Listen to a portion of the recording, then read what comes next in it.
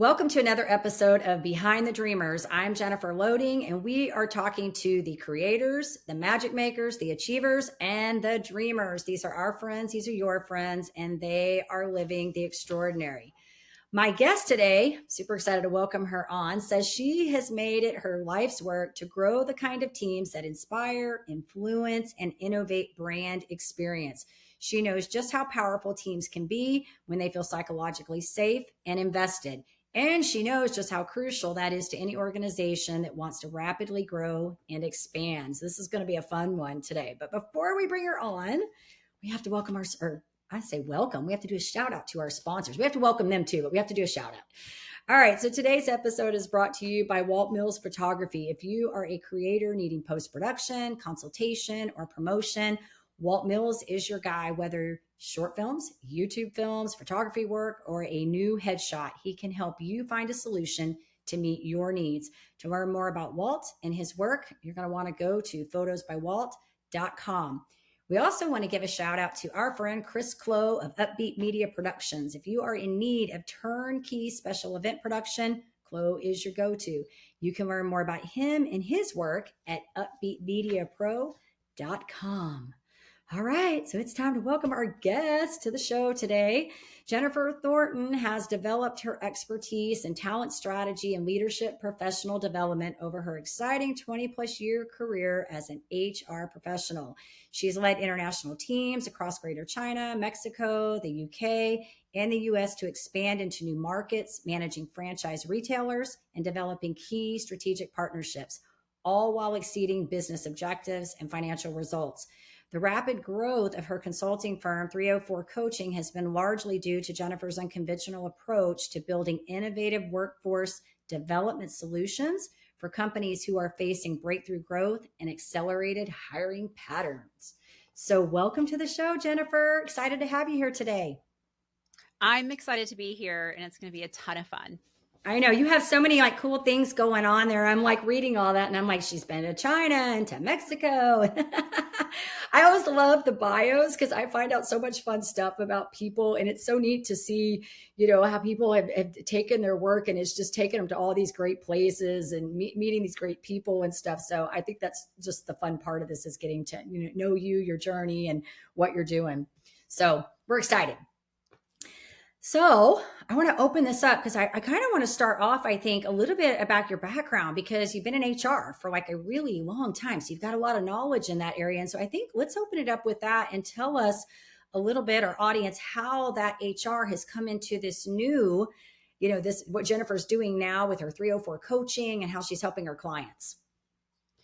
I actually, I did do or led HR teams all around the world and have a ton of HR background. But my early days of my career was actually in operations, in the sales part of operations. And I haphazardly ended up in HR. I didn't think I was going to have an HR career. I was always going to run operations. I was always going to run sales teams. But what I found early on in my career is I got my results in a way that most people didn't. Most people were highly competitive and they wanted to be number one and they wanted all these things that you think of a high performing sales team. I wanted to build great teams and have a ton of fun and help people develop and help people hit their goals and their results and all of these things. And so I was kind of one of those things, like, which one of these doesn't belong? I was a top performer, usually performing every year, the top 1, 2. To this day can say I've never missed my comp LY numbers. I'm always, was always landing my numbers, but I did it in a way that no one else did it. And what my leader started to notice is I was just really good with the talent. I was really good at identifying, finding, maintaining, developing, and that is where I performed very well. And so I was fortunate that I had a leader that said, I think we should move you into HR, and then you can do this and help everyone. You can do it for everyone and not just your team. And so that's how I ended up in HR. It was by accident. And I think that's what gives me the approach I have now is that I don't look at HR from a classically trained position. I don't look at it as, policy police or some of that old school HR stuff that we, sometimes pops up. I look at it as you have a business objective, and the only way to deliver that is to build a really high functioning team. And how do we take your business plan and your talent plan, put those together and create the results you want? So that's, why I think that people come to us for help, is because we have a different viewpoint on how to lead teams than your classic HR group. Yeah, I love this. And you said like a couple things there that are really resonating with me right now. Okay, so the I'm hearing the nonlinear, and we always talk about this on this show, how our paths sort of go a different direction. And you said, why did it start out in HR, right? Well, it's Right. funny how that always happens. We find we're doing one thing and then we sort of navigate into this other piece. But I think the beauty of that is that you've gained all this, knowledge through all of that. And you can take these different things from the different areas and you've been able to pull them together into this, whatever, what you're doing now. So I think that's great.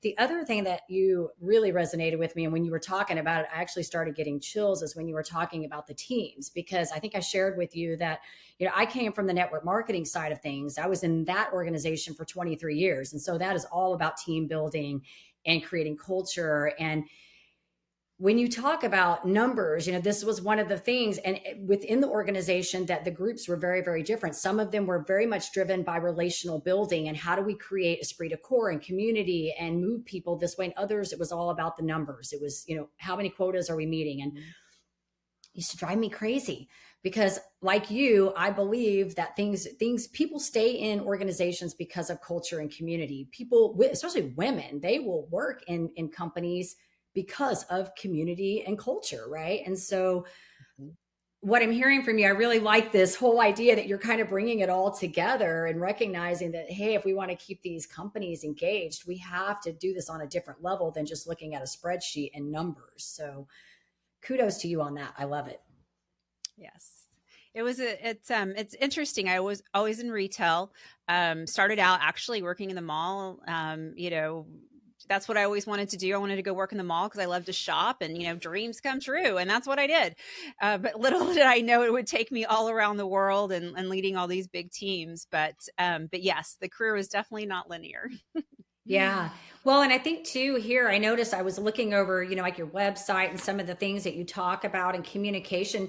And so, maybe for some of our listeners, because there are people listening to this and some of them are actually, in corporations, they're the employer. Some of them are going to be the CEO of the company and they're looking for the talent, right? And then there's the people like me, myself, who are the solo entrepreneur, that we're still dealing with people, right? We still have to outsource and we have to find the right people. And so what does that look like from your perspective when you're, say, working with these teams? Like, what is maybe some tips that you give them when they're trying to find people, or maybe just on the communication level? I think that's huge.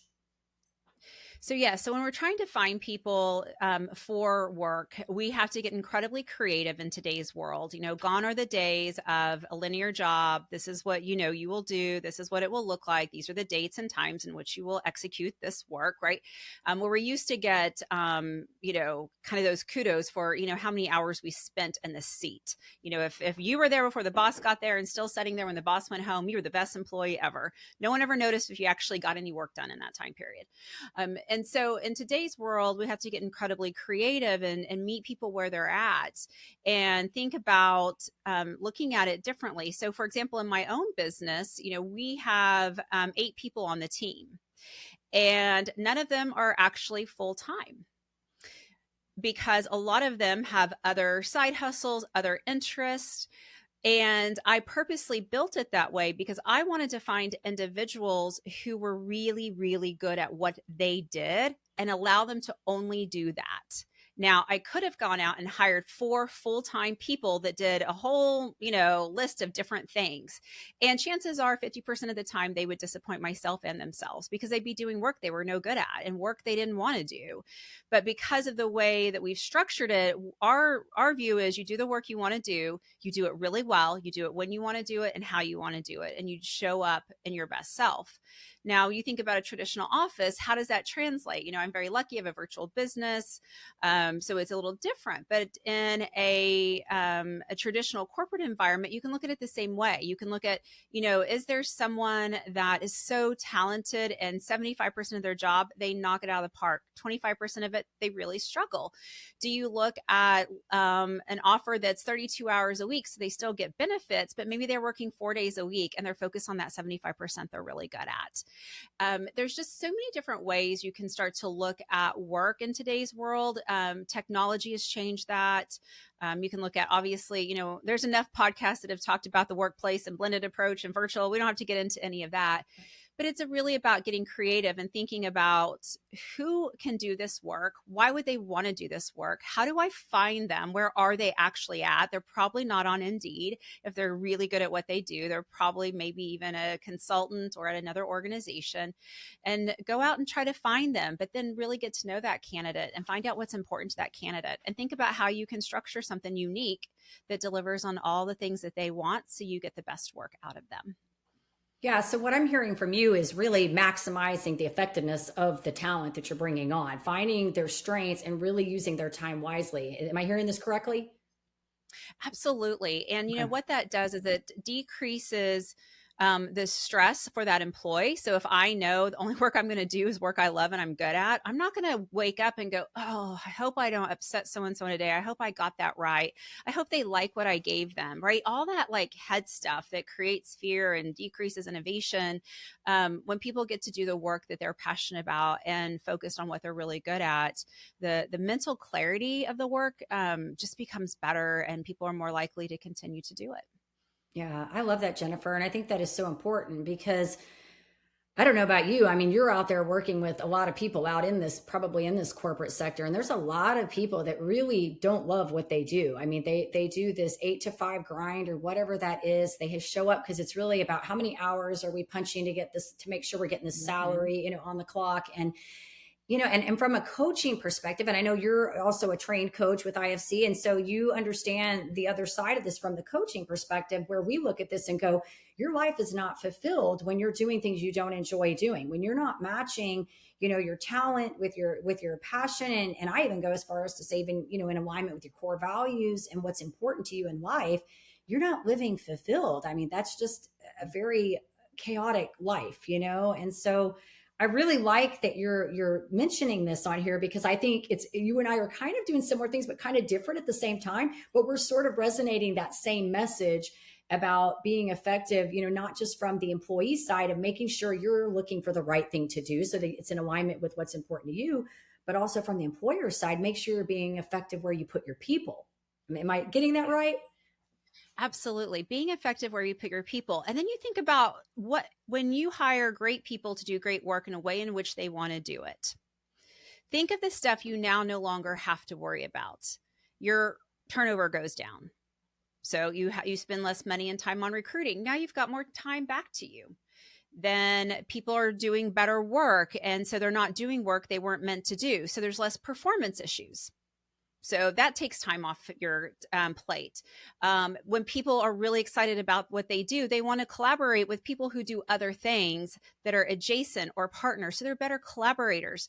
Less drama, more time to your plate. And so I think sometimes we don't realize that when we get creative with how we hire people, because it feels weird, it's awkward, right? It's like, well, this is not how we've always done it, and how's this going to work? And our head gets full of all this stuff that might not work instead of all the stuff that could work.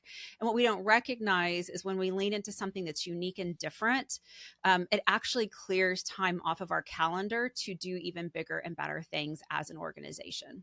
This is great. So, is your suggestion? I think this is kind of a question I want to know. So, is your suggestion in this? I'm obviously thinking that it would be to find the people right from the start, like do this from the very beginning. But let's say you've got somebody in an organization, because we know this happens.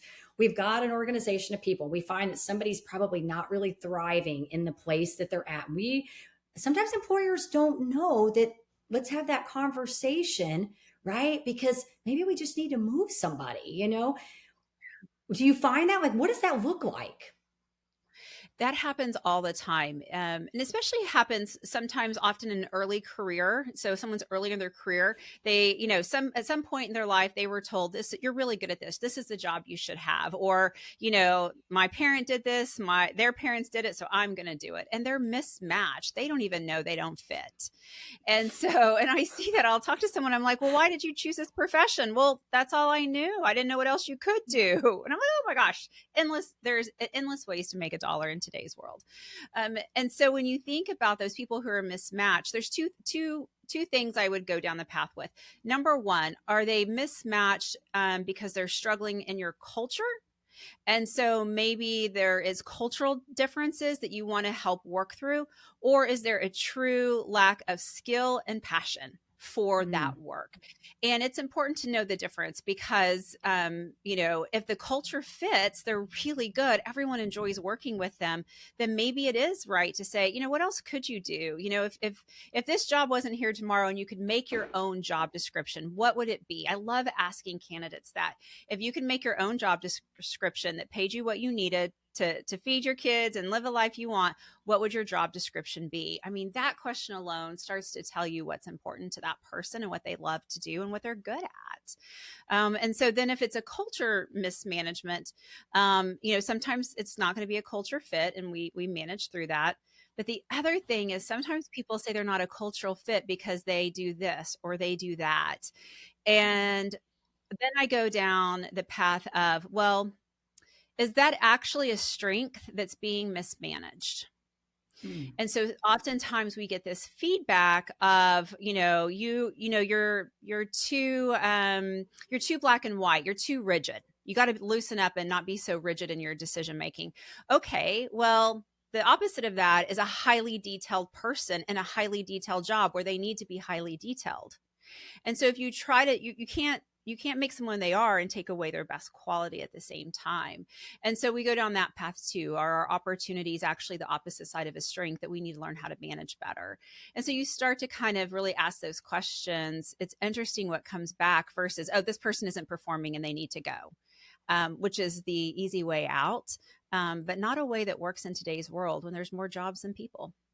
Yeah, I think it's really about the exploration. I think you've got to ask good questions. When you agree, you've got to get the questions out there, because I feel like there are, a lot of people that do that. They automatically assume somebody's not fitting well, and instead of going in and exploring and saying, and I think you raised two very good questions there about whether it's a strength, a skill set over here, or a culture issue. And I think, when you get back to the culture thing too, I feel like if you have solid core values, if your company has solid core values, that should be pretty evident in the very beginning in the interview process, right? It should be, these are our company values, and does this person align with those company values? That could save a whole lot right Yeah. there. But I think you said some really good points to determine, what are we looking at here, so that we know how to position this person. But at the end of the day, it's the questions. It's having that communication with that person. Absolutely. And it's not this assumption that they're not doing their job, so something is wrong with them. I kind of think about, like, when you go to the doctor, they ask a lot of questions, right? You could say, well, I seem to have a cold. Well, do you really have a cold? What is it?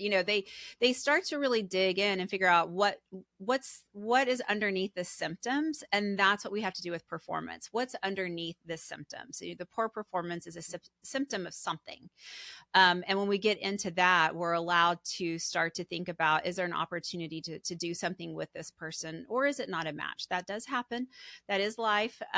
But I think too many companies are quick to say goodbye to really great people because they don't take the time to really, diagnose and look into it. Yeah, I agree with you on that. Good stuff, Jennifer. So, this has all been great information, and hopefully, some of our listeners, because like I said, we've got kind of a broad range of different people coming to the forum here. And so this has just been, I think, great for all levels, because like I said, even as the entrepreneur, like you yourself, you've got people that are working for you, and this applies just as it does to the big CEO of a big company, so good stuff. But I always like to ask, the stuff behind the scenes too, because I always say, it's the inspiration. And you said something earlier about, not matching, like you do something because you just always have done that, or that's all you knew. And I always joke and tell everybody I studied accounting in college, which I find so funny because It's I funny. thought my mom was an accountant and I thought I was going to be a CPA and that was what I was going to do. And then I somehow got to the tax law part of accounting and decided, no, not my calling, just wasn't my thing. And I tell this joke, I tell people, it's not really a joke, but I tell this to people all the time and they're like, you in accounting? I say, well, I'm not dumb. I'm not dumb. I know how to do numbers. I just don't enjoy doing them.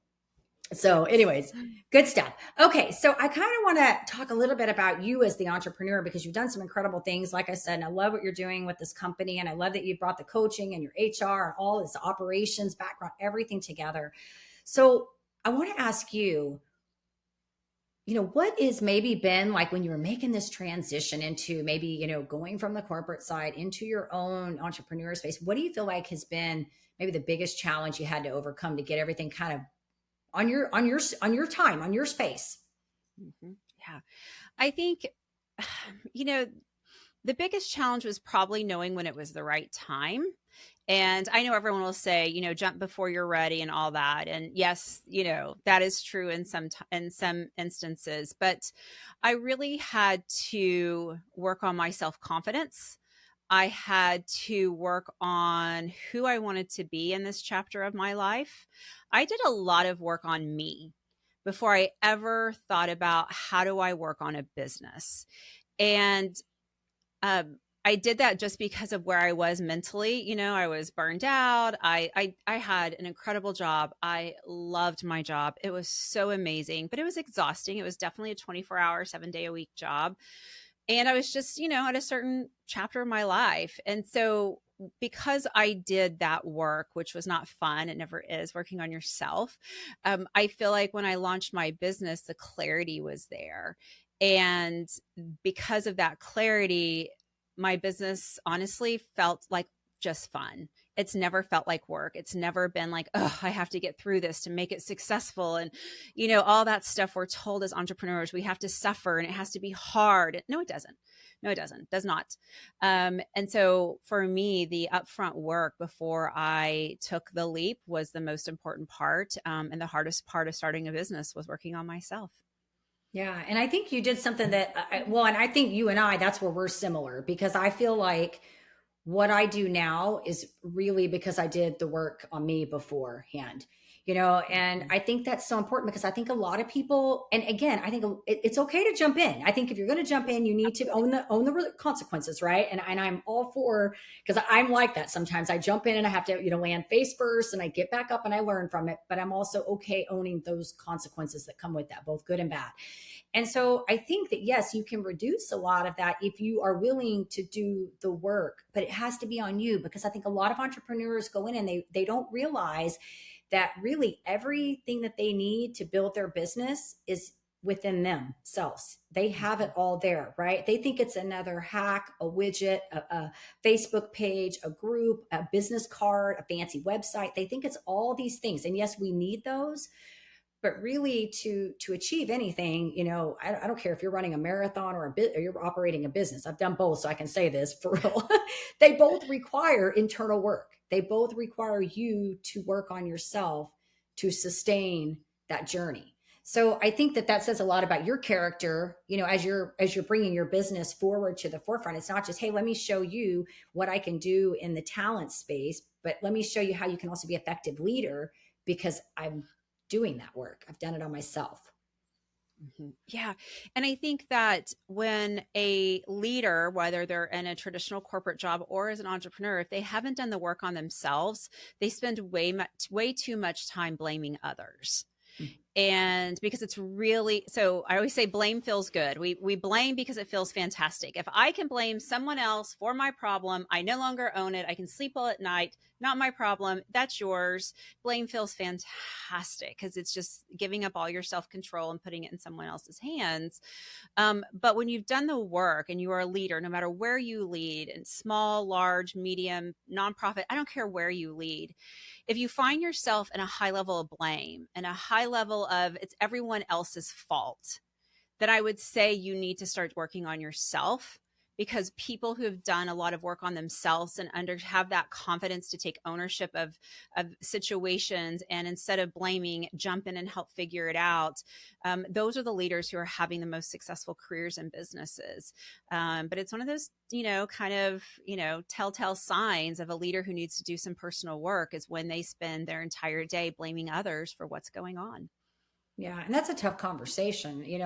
Do you ever come across, and this, I think this will just be kind of a fun question to ask you, because I don't know about you, but we're coaching people and they're human, right? And we know, Yep. you and I'm sure, I've had to sit back and kind of listen to my clients. And it's almost like I just want to say, hello, like you need to do some internal work, right? But we can't say it like that. We have to be very careful about how we put that forward, and sometimes it's funny because you'll have those conversations where you've said something sort of in roundabout ways over and over and over, and then the light bulb goes off, they get it, and they're like, hey, I have this idea. And it's like, okay, the belief revision has happened, something you said finally has gotten there, and now it's their idea, they can adopt it, right? Like it's theirs, they can take it. But it's hard to sometimes have that conversation to say you need to do some internal work. Well, and there is some neurological reasons why it's really hard too. Mhm. And one of those is some research around the addiction to being right. And so Yeah. when we think about an addiction, so we understand what addiction is, right? We know that the more sugar, shopping, substance, whatever it is, the more we get, the more we need for that same high. And they've done research around leaders have to be right. And we all know those leaders. All of us have had those leaders. We've all been called in as consultants with those leaders, and they are right. And there is no changing their mind. You could hand them a blue crayon and they would say it is, green or whatever. There would be like, they don't care. They're just right. And what happens over time, and it usually happens to really high performers, is they just constantly are right in the room, and for years and years, they get promoted because they know so much and they're right and they're right. And then they get to a position where they're leading organizations where they're not into the details as much. You can't be. The world moves faster today than it has ever moved. So it's impossible to be an expert now, because as soon as you're an expert, the next day new technology shows up. And you're leading people that do work that you don't know how to do because of that position you're in, and you're leading broad instead of deep. And so if you hold on to that addiction and you're always right, then it's really hard to take ownership. It's really hard to hear what's next for your organization. It's hard to hear your customers, almost impossible to hear your employees. And you really create this culture where the only truth that's possible is what the boss says is. And I've watched companies just go off the ledge, and every employee knew it was going to. Everyone was rowing that boat off that ledge, but they had no other choice because the boss wouldn't, we would say Mm. wouldn't listen, or, was this, but it's really this addiction to always being right and needing that dopamine hit and needing to be the smart person in the room. Yeah, and it's interesting that you bring this concept up, because I'm in the mid. I think I shared with you, I'm in the middle of building a program right now, and I have been working with a mentor since a new mentor. I've had a lot of them, but I've been working with another one since November of last year, and we've been studying one of the things through the program. We were studying about Robert Keegan. I don't know if you studied him, but he talks about the adult stages of development, and talking about when you get into that, the transforming mind, self-authoring mind, you get all the way up there, and how you have to sort of, as a leader, live in a paradox. Like you have to be okay being wrong. And I remember watching a video in this program about Bezos from Amazon was saying that he would never want to be a politician, because once they say something, they have to stick with it. They can never change their mind. Right? We're not allowed to change our mind. So if you think about that as a leader, what you're saying is 100%, because we get into this place where if we change our mind almost too, it may even look like we don't know what we're talking about, because now we're changing our mind from a previous stance, right? And so we always have to stay on this I'm right. So I love what you said, because yours is the science of that with the addiction thing. But also I'm looking at this whole thing about adult development, and how really when we're moving up, we should be okay being wrong. We should learn to be okay with that, and it is hard. It is hard It sometimes. is. It is, unless you get to the place of saying it's not about being wrong. It's about there's been new information presented, and things have changed. And that's the difference. When I work with people who I suspect may have some addiction to being right and, need to be in this ultimate control position, we work a lot on language because the how we view words changes our chemical reaction. And, if I'm wrong because of how I've been programmed, that means I'm in trouble. That means Mm-hmm. I have failed. That means all of this bad stuff. So why the heck would I want to be wrong? But if I said, I like that idea because you brought more information that I was unaware of. And now that I have more information, I see your point. It's the Yeah. same thing, but my brain looks at it so differently, but it is the exact same thing. And that's what the language of leadership is so important because we create someone's thoughts around language. And, people who have a lot of that tendency to be right, or people in high power positions, one of the things I always teach them to say, because they're like, well, I'm just not going to listen to any old dumb idea, blah, blah, blah. And I'm like, you don't have to. But one of the things that I coach them on is when someone brings you an idea and you don't like it, but they are passionate about it. And you're like, okay, they're passionate about it for some reason. I got to know what that is. Then you can say, hey, I don't see it, but change my mind. That's good. And that opens up this conversation with this person who has all these ideas, can go, oh my, well, and they can share and they can help you see something that's possible.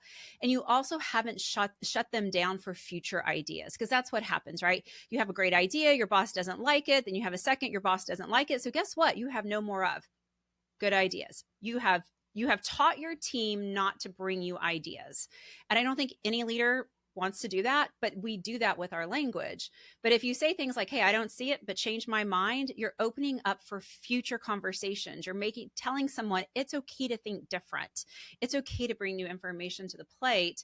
And it's interesting watching teams as they start to open up and reduce fear of being in trouble or fear of failure. And they start experimenting. They start talking about what's possible in a way in which is celebrated. It is fascinating to see how things move forward in an organization like that. Yeah, those are all excellent points. I mean, as you were talking about this, like I could totally see all this playing out because you have somebody who is a creative person coming with these ideas, and especially if they were shut down when they were younger. Talk about, adaptive challenges and limiting beliefs that are coming to the table, right? You've got this creative person with ideas coming to the table, and they're immediately being shut down with their ideas. That's going to revert old feelings for them and shut them down completely. But also, I like what you said about from the leader perspective, just new information was presented because it now gives the leader the opportunity to take some accountability for their behavior and say, look, I can be wrong. It's okay. I don't have to be right. But there's a different wording now. I'm thinking of this a little bit differently because I feel like, if and I don't know, because I've been on both sides. That I've been on the other side where I've been shot down in the idea, and I've also been on the leader side where I've been, like dead set on my idea. I don't want it to change, right? I think we've all kind of been both ways. And I think, looking at that from a different light and saying, it's not that I'm wrong, but maybe there's something new that I didn't see, that I just didn't know about. So yeah, show me what you got. I don't know that I see it happening, but show me what you got. I'm open to listening. Yeah. And because the world is moving so fast and it's become so complex and complex and just emotional, and life's just a little bit more honest right now. Helping leaders understand how to go out with a statement and not feel like I can't change my mind, right? Or get them to understand that because a lot of times what will happen is a leader will be like, I don't know what the future holds. I don't know what to tell these people. So they hide and they tell them nothing. And so then it's like, everyone's like, walking around like, what do I do? But you can say things like, I don't know what the future holds. The decision we're going to make today is this. But please know, as the situation or time or whatever it is progresses, be ready for change management, because we may have to change our strategy. But based on what we know today, this is the best decision we can make. Be open to change management. And that allows that leader to go out and talk. Yeah. This is good, Jennifer. It's all good. So, all right. Well, you've been amazing. I think you've got so much knowledge there, and I think it's great. Like I said, you've been able to bring your different worlds together. You know, your HR experience and your the other side before the HR, and then take your coaching and kind of mesh all that together to help these leaders be effective. And so, I want to ask you one final question. This is back on the entrepreneur side of things because, like I said, you are one. You're your own entrepreneur. So you said a lot of good advice for leaders and even, some of the people on the other side that are maybe on the employee side of things. But like I said, I want to target in on the entrepreneur side. So any final advice that you would maybe give to a leader that's kind of maybe they're starting out right now and they're kind of looking to find those people and they're just struggling a little bit to yeah, find those quality people. Any last minute words of wisdom you want to share? Well, always tap into your network, but we know that, good people know good people that know good people. So always tap into the network, and be okay to find, like, if you have about 10 hours of something that needs to be done, go find someone who has the best resume that does that full time at another organization. Reach out to them on LinkedIn and say, hey, have you ever thought about being, a contractor on the side? I have about 10 hours worth of work. You look like you have exactly the experience I need. Would you be open to, working part time? And you can do the work on nights and weekends or whenever is right for you. But if you ever were curious about a side hustle, I'd love to get you started. And that is how I have found a lot of really great people, is because I had a very small job that only was like maybe 10 hours a month, but someone was willing to do it on a side hustle. And it allowed them to, have multiple income streams, allowed me to meet people. If they were good, then they knew more good people. But again, you've got to get super creative on how you find talent to put in your business. Good stuff. All right. Well, this is great. You're awesome. I love what you're doing. So I want to do a couple fun questions with you. This is always my Okay. favorite part because now we get to get like, okay, we're not going to talk any more business now. We're going to talk about the fun stuff. Yeah, this let's the do it. stuff the stuff that makes us human, right? The other parts of us. All right. So let's see. Very first question I want to ask you: first concert you ever attended? Oh, John Cougar Mellencamp with my aunt. Oh my goodness. Was that here in Texas or elsewhere? It was in Oklahoma. But yes, my aunt was always, and it still is, one of the funnest people I know. And I was probably too young to be hanging out with her and her friends at a concert, which is why That's I so always fun. remember it. That's so fun. Yeah, that's fun. I love that. I love this question because I find out some funny things about people like their first concert. Some people get on and they'll be like, "I'm dating myself right now." So fun. Absolutely. Yeah, I was telling, I think it was my husband. I was telling him the other day that like my first concert that I think I went to was when Dirty Dancing was out and I was in middle school. But then like my real first concert I went to where we like had no parental, supervision was at the Summit in Houston. We went and saw Motley Crue and Skid Row. Oh my gosh, So that's like my dream concert. Well, actually, Rats, it was my number one, and then Motley Crue was right behind it. So you and I need to go and, yeah, put on some music and grab a bottle of yeah. wine. Yes, I've actually seen Motley Crue one other time. I think at the Gexa. So I've seen them twice, and I've seen Brett Michaels several times, and like I have just a whole list of Oh, like people that yeah, I've I seen was Def a Leppard. total hairband girl. I was all about the hair bands. Absolutely. And again, Awesome, yes, dating myself, but hair bands were my thing. awesome, awesome. All right, so let's see favorite because you've done a lot of traveling with your work and stuff. So favorite destination spot. Oh, Hong Kong. I love Hong Awesome. Kong. I've Yeah, never been there. It'd be so it's fun. fantastic. All right, and favorite book. You have a favorite that you like? Oh my gosh. So I read a lot of books. So a favorite is picking a favorite child. But let me think of one that maybe not everyone has ever or not heard of. There's this beautiful book that I've never met someone who's read it, and it's called The Art of Hearing Heartbeats. Hmm. And it is a beautiful, beautiful story across generations. So it just emotionally always stayed with me, and it's not that common. So it's a little golden book out there that a lot of people have missed, but it's This fantastic. is good. And people can listen and get books. But you know what? I didn't even know that you read books. I just assumed because you did coaching and personal development that you probably are like I am and you've read a lot of books. Well, So I I have a actually don't list read. too. I don't. Here's a little secret. I don't read personal development leadership books. I read nonfiction, because the stories of life and the stories of adversity and working through things and the power of resilience and grit, I think teaches me more than a book of Uh-huh. do this. And Yeah. so I actually am one of those people that don't read those books. Yeah, no, and I would agree with you on that because that's kind of how I'm building my program out right now because people learn a lot of people are visual and they learn by seeing things like that. I don't read fiction as much, but I do like watching and what you're saying, I feel like we're talking about the hero's journey and the monomyth now, like when we get into that whole thing. And then that's really what it is, right? It's that overcoming adversity and coming out on top kind of thing. But I think that's great. If you love doing that, totally with it. My daughter loves fiction too. She's always like, I will not read self-help books. I just don't like them, but she loves fiction. So, Well, and they're all self-help books. There's always an issue and someone helps himself and gets to the other side. So they are self-help, but there they're you just a different go. way. Yeah, Yeah. absolutely. All right. One last fun question. It's one of my favorites. What is in your Amazon cart right now? Oh, my Amazon cart's actually always empty. It freaks me out when there's a whole bunch of stuff in it. That's probably not a very fun answer, but Okay. either because they have tools, right? You can hold it in your wish list, which is where it's supposed to go. Right, right. I'm always afraid if it sits in my cart and I load my cart up, then all of a sudden I'm going to hit purchase and like there's going to be 400 things at my Uh, house. So I'm scared to death to leave anything in my cart. That's so funny. Like I can't leave it in there. I'm the opposite of you.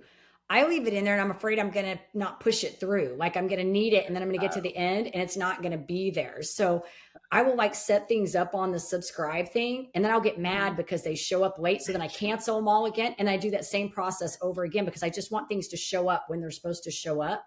You know what I mean? Like Mhm. vitamins. I have certain things, not like everything, but like vitamins and stuff like Yeah. that. So I'm the opposite that I'm just afraid I'm not. So like when I want it, I want to get it done like right away because I just want to make sure I order it. Yeah. Well, I do. I like if I need something, I put it in the cart and I order it, right? It's like super Yeah. fast, but nothing hangs out there. I got it. I love to complete tasks and an open Amazon cart is a task I have not completed in my She's life. like, I have not done that on the checklist. We're not going That's there. right. There's Yeah. nothing wrong with that. Hey, there's nothing wrong with that at all. You're just getting it done. It's a system, That's right? right. And some of us, my Amazon cart always looks, well, my son's traveling right now, so there's nothing sitting in there. But when he was here, I would open it up and I'd be like, what are all these What things is in my Amazon cart? Like I'd have to hit the save for later, because I'd go to order Mhm. and all his stuff would come up in my list of stuff. And then I'm like, Yeah. there's a couple $100 worth of stuff here. We need to move this all out. Yeah. I'm a firm believer that I don't share my cart with anyone. Like You don't share. that is my cart and my responsibility. And so yeah, so no one's putting stuff in my cart. You're I like, gotta no manage one. my own. That's That's awesome. right. Well, Jennifer, you have been great today. Thank you for sharing, like I said, all your wisdom and little nuggets of knowledge with our audience. I think there'll be some great takeaways here. But if our audience wants to find out more about you, 304 coaching, what you're up to, where do we want to send them? So you can go to our website at 304coaching.com, or you can continue the conversation and connect with me on LinkedIn. It's Jen Thornton at ACC. Awesome. All right. We'll make sure too, when this goes out, that we get all the links in the appropriate places. So it'll be good. All right. And we do want to say to our listeners, of course, if you enjoy our show, please be sure you give us a rating both on iTunes and Facebook. We can't do this without you. Hit the subscribe button on the YouTube. And we want to leave you with our always final parting thought. In order to live the extraordinary, you must start, and every start begins with a decision. You guys take care, be safe, and be kind to one another. We will see you next time.